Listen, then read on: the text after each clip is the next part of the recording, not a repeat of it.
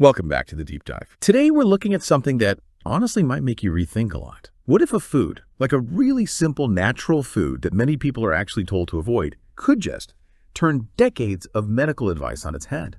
We're digging into the story of Harold Whitmore. He was 97 years old, and against basically all expectations, he completely reversed his type 2 diabetes, his big secret weapon, a daily glass of raw milk.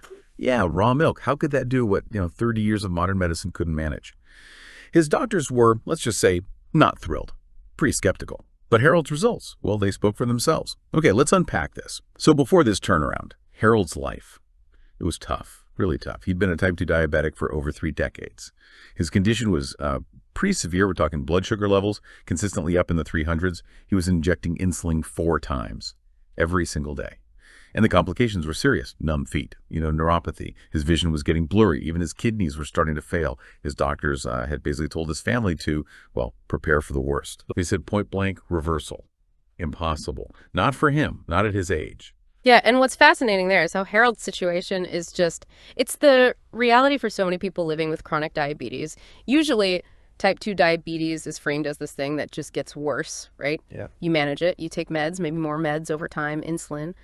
But the word reversal, especially that late in the game, it's almost never part of the conversation in conventional medicine. So his story, it really, it pushes back hard against that narrative. It makes you question if just managing symptoms is always the only path. It really does paint a bleak picture, doesn't it? Almost hopeless. But then something shifted. There was this spark.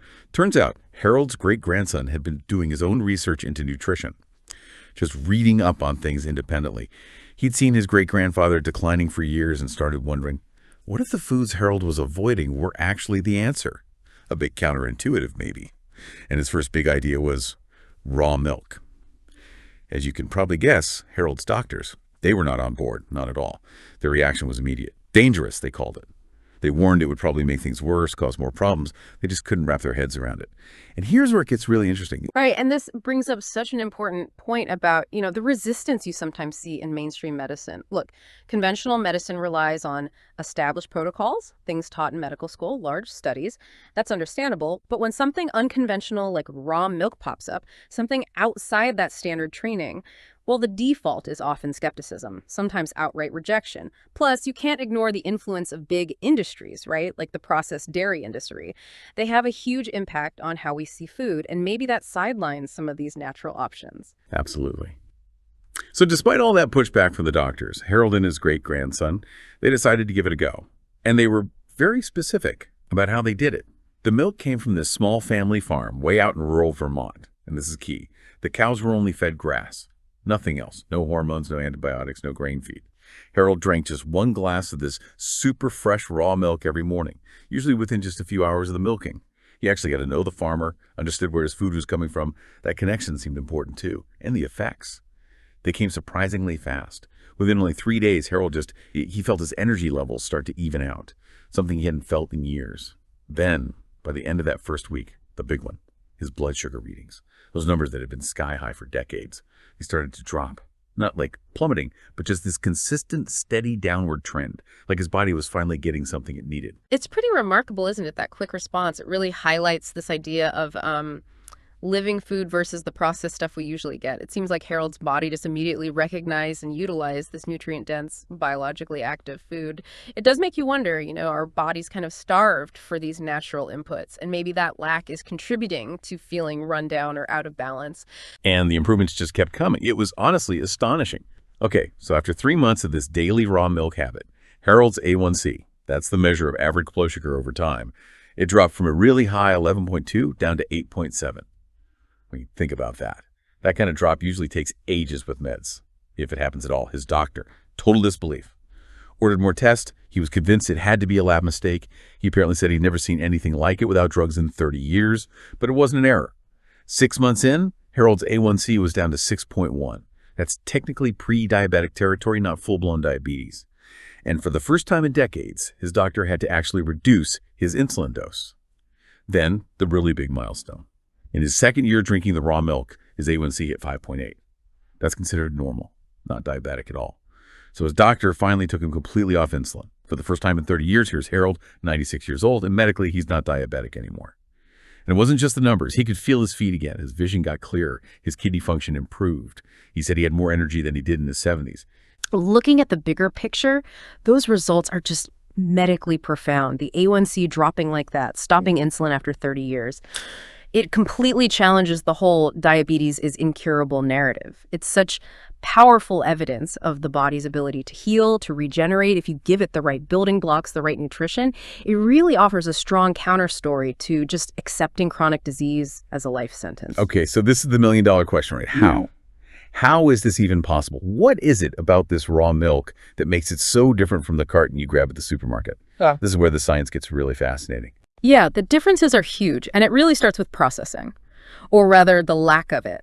Standard milk, the stuff in the store, is pasteurized and homogenized. That means high heat. Now, that heat kills potentially harmful bacteria, yes, but it's not very selective.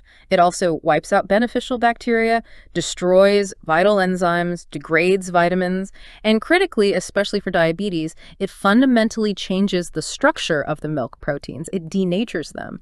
So what starts as this living, complex food becomes essentially a kind of, well, a dead processed product. The body doesn't recognize it the same way, and for some people it can actually cause blood sugar spikes because it's been altered so much. Okay. So it's not just about, say, the sugar content, but how the whole package interacts with your body because it hasn't been heated and messed with. Exactly. Raw milk from healthy grass-fed cows is a totally different beast. It's a living food. First off, it has living enzymes intact, like lactase, which is crucial for digesting lactose, the milk sugar. Many people who can't handle pasteurized milk find raw milk much easier on their system because of that enzyme. But for diabetics, maybe even more important is the protein structure. It's intact, not warped by heat. These natural proteins work together with the natural fats in the milk, and what they do is actually slow down the absorption of sugars into the bloodstream. They improve insulin sensitivity. Think of it like this. White bread gives you that fast sugar rush and crash, right? But Harold's raw milk with its enzymes, intact proteins, and healthy fats, it provided this sustained, slow-release energy. It kept his blood sugar stable instead of spiking it. Okay, that makes sense. And you mentioned gut health earlier. How does that fit in? We hear so much about the microbiome now. Absolutely central.